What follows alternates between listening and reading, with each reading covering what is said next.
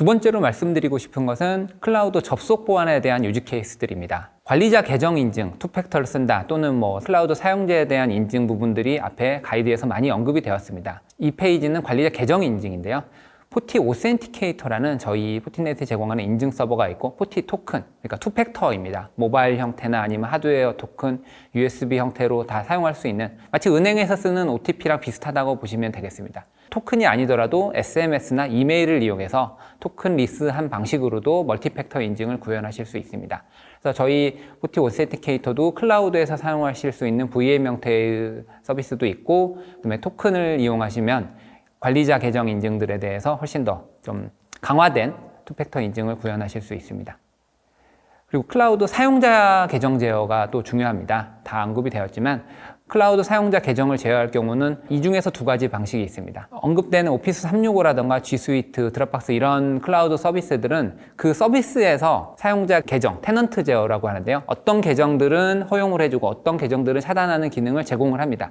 이럴 경우에는 그 계정으로 접속하는 구간에 SaaS 서비스가 알아볼 수 있도록 적절한 HTTP 헤더를 삽입하기만 하면 SaaS 서비스 측면에서 차단하거나 허용을 해줄 수 있습니다. 이런 기능도 저희 포티넷에서, 그러니까 HTTP 헤더에 적절한 태그를 삽입할 수 있는 기능을 제공합니다.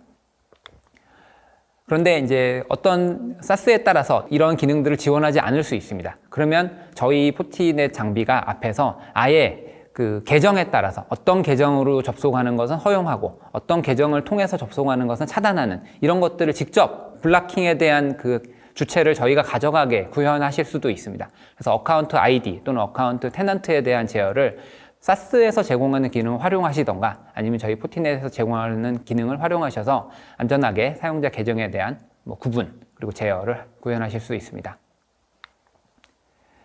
그리고 이 부분은 SD-WAN입니다. 클라우드랑 명백하게 관련이 없는 것 같지만 사실은 클라우드 활용이 늘어나면서 SD-WAN도 클라우드의 일부의 서비스가 될 수 있습니다. 원래 SD-WAN은 IPsec VPN 같은 또는 전용 회선들에 대한 회선의 효율성을 강화하기 위하고 사용자에 대한 가용성, 사용자에 대한 경험 만족을 높여주는 WAN 솔루션인데요. 클라우드에 기업의 많은 데이터들이 올라가면 결국은 클라우드도 하나의 WAN, 하나의 지점이 될 수도 있고 클라우드의 VDI가 올라가면 그 클라우드는 브랜치처럼 역할을 하기도 합니다. 그렇기 때문에 클라우드 내에서도 클라우드와 다른 데이터 센터나 지점과 연동할 경우에 SD-WAN 솔루션을 많이 검토하실 필요가 있습니다. 그래서 저희 SD-WAN 기능을 도입하실 경우에 어플리케이션 기반으로 회선을 선택할 수 있어서 이 어플리케이션들이 결국은 기업들이 많이 검토하시려는 SaaS 어플리케이션이 되겠죠.